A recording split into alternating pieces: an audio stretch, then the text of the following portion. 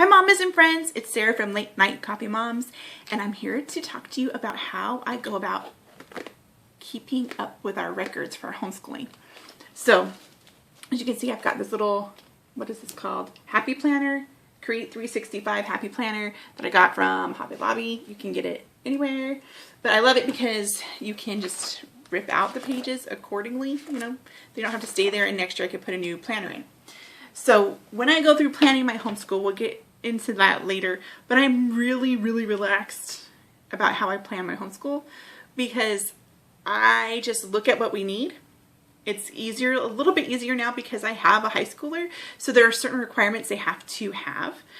And so whatever requirements my high schooler needs, that's what I plan for my, we'll get into that later, but that's what I plan for my history and my science and my basic things like that.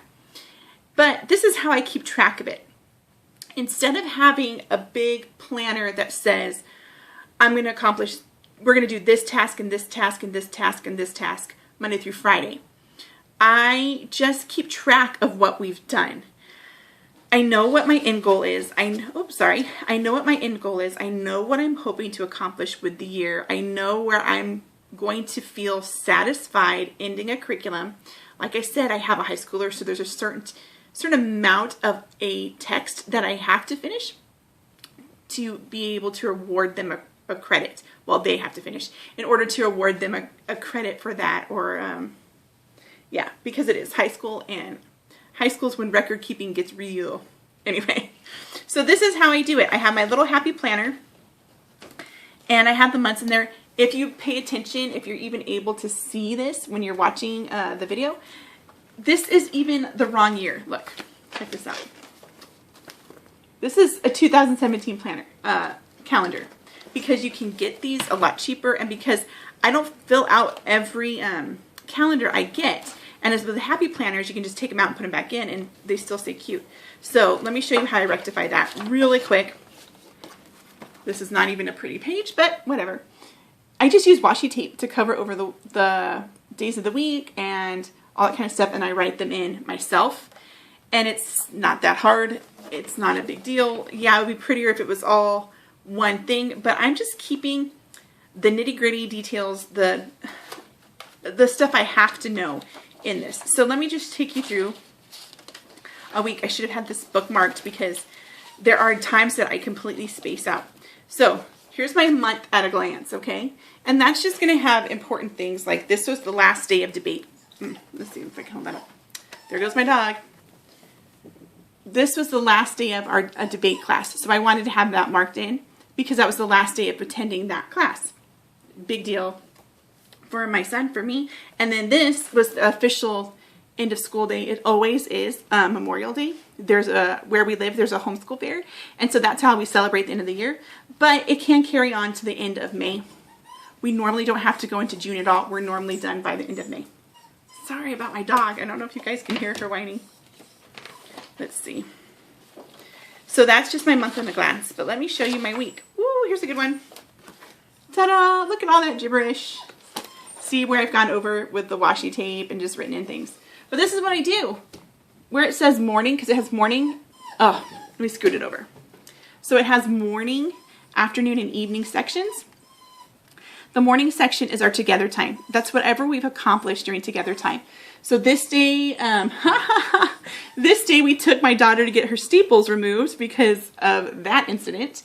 We also read from the book of John, chapters 11 through 14. We worked on the 11's timetables and Latin. We read from World Religions and Cultures, chapter 1 and chapter 2. And then we did our fun reading, the incorrigibles, for 15 minutes. If you have watched any of my other ramblings about how we do our together time or our morning basket time, whatever you like to call it, that it sums up what we do. And that's what it is. So we did some memory work, we did Bible, we did fun reading, and we did some of our lessons for the day. And I will incorporate some of my high schoolers reading into this. There's no reason not to. My younger is smart enough to hang on to some of the information we're talking about, and we can always do more information later, right? I can go into depth later with her when it's her turn to learn, like say American history or that kind of stuff. Okay, well, then I have the afternoon and the evening. So one student is one chunk and one student is the other chunk. As I said before, that particular day we got my girl staples out. So her load, let's see if I can get this. Oh, her load is light that day. I think she deserves that. She got staples taken out. So she practiced piano and she did some art. That was perfect. She needed to rest. It was kind of traumatic. And then my older, they came home and they still did math. In fact, they didn't even go with us to get the staples removed. They just stayed home and did their math. They also worked on a science research paper, and then they got ready to lead at Awana's that night, okay? So that was one day. Here's the next day. I'll go through that one. That one doesn't have staple removal, so it's a little bit more filled out, see? So our together time was John 15 and 18. We did the 12's timetable, Latin memory work, World Religions and Cults, chapter 3, and the pages we read. And then I read the incorrigibles, which is, I'm out of frame again, which was just our fun read for the day. And I read that for 10 minutes. Then my girl, she did the Davis method with me. Again, check my blog. There's lots of information about what we do there. She also did math and read to me. And I have a little note here. She was still on medication for her head. So I was just making sure she was okay and stable. And that we had track. She had track practice that night and it's written down there for her. Then my eldest was really, really tired this day. I know that's random for me to put in there, but it's important. Because if you notice, my girl had her staples out this day, and my eldest did all their work. The next day, we forget to take into account how much that would stress a sibling out to know that their other sibling is going through something traumatic, and how that probably stressed them out. And they were really, really tired. So I made sure they did a lot of vitamin C that day. It even says right there, vitamin C that day. Because whatever supplements I give them this day, or whatever weird things happen this day, will affect the next one, whether it's school related or not. So this is where I keep track of that and how it affected our school day. Once the technical side of our school day is over, I shut this and I don't really take any more notes. So if anything happens that night, I will record it in the together time if it's pertinent, like my daughter getting her head split open and having to go to the ER. That was important. So it got put in our together time because it affected that whole week. It's probably still affecting us. All right. But then it says right here, I didn't write anything for together time here on Friday. Now, I don't remember this Friday because this was way back in April. I don't remember it. That's why I have to write down what we did. So I can't count anything specific on that day for together time. More than likely, we didn't do it. If you can see that this one's tired on a medication, this whole day was full, we're still recovering from having staples removed. We might have had a Bible study somewhere else that day, and that doesn't take place of our together time all the time, but sometimes it absorbs that nugget of time. So that very well could have been what was happening that day. Probably not, because I usually write that down. But it does say they had a club meeting that night. And the club meeting was to go to Generation Joshua. There might have been a lot of stress related to doing this because this is our first time visiting that group. And it might have been more of a character study day. Does that make sense? Where you talk about character formation. Also discipline and self-discipline and fruit of the spirit day. That might have been what that day was.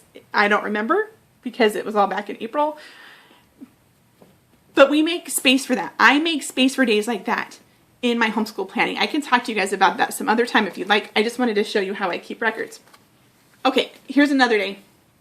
Over here on this other side, this was later in the week. So we finished John and we went into Hebrews. Let's see if I can get us both into the frame. I don't really care about my face, but okay, so I'll just point at this. Okay. So we finished John and went into Hebrews, and together time we did the 13s, Latin flashcards, World Religions and Cults, page 56 through whatever. And then there was a chart for my older one to fill out. My younger one, here's the afternoon section for her. That's just afternoon section I just count as anytime after together time, even if it's not in the afternoon. So afternoon was, she did math and piano, and then she wanted to make a video for YouTube. So I helped her make a video for YouTube. It's all learning. Up here, right here, this big thing right here, we also all read Up From Slavery together during this time. Sometimes when I have it jointed like that, it doesn't mean that I've read it out loud. It means we listened to an audiobook maybe while we were doing quiet projects or while we were folding laundry. Who knows? And then my eldest up here completed lesson 87 in their math, and it was a test, and this was the score they got. They finished some science cards for their research paper, and they did piano. Oh, look. And then I was getting ready for a book release. That was right there. All right. And that's how I write down what we did. I don't keep a play-by-play lesson plan, because the years that I did that, especially when they were little, we never finished it. We would have this beautifully laid out lesson plan saying, do this much of history, this much of science, this much of whatever. And we never finished it. Not once.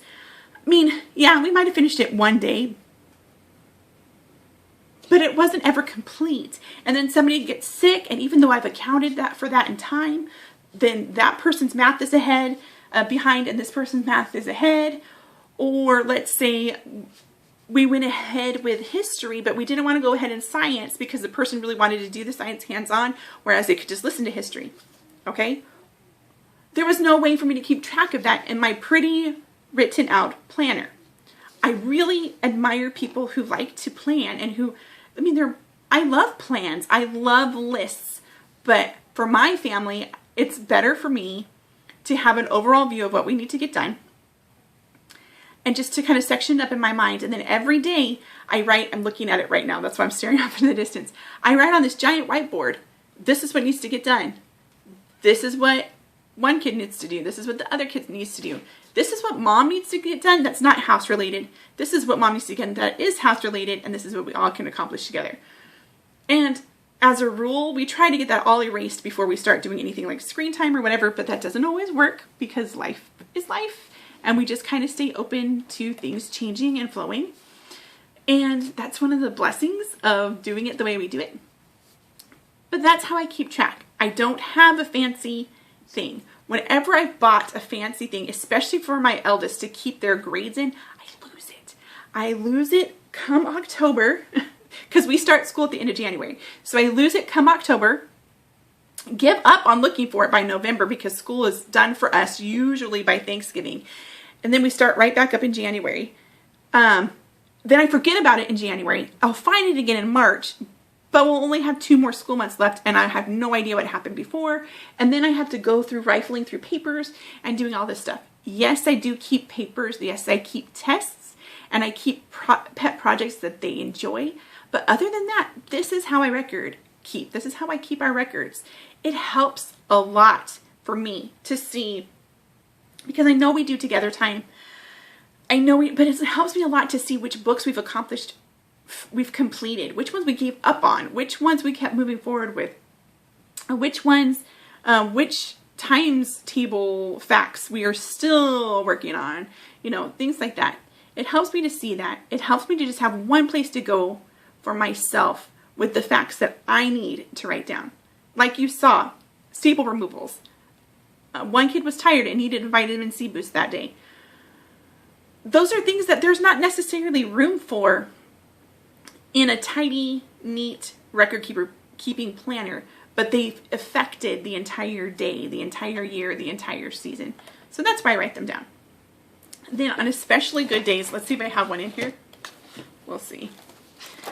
I don't think I have one in here. I really wanted to show you a really good day. And yes, we have had really good days. Let's see. But on a really good day, see, here's a really messy week.